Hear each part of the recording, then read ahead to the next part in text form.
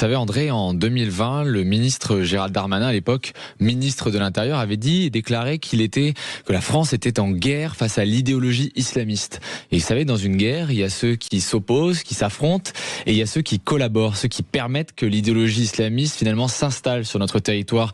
Évidemment que chez Frontières, on a tout à fait conscience qu'il y a des communautés musulmanes dans des municipalités, qu'il est normal paisiblement qu'elles puissent prier, avoir des mosquées. Simplement, nous dénonçons les maires qui font du zèle, les maires qui justement permettent à certains islamistes d'obtenir du pouvoir à l'intérieur des municipalités et qui, par leurs actions, rendent des faveurs afin d'obtenir des voix, ce qui s'appelle le clientélisme. Et c'est tout l'objet de ce magazine, c'est de prouver, vous savez, on en parle depuis des années de ce clientélisme des maires.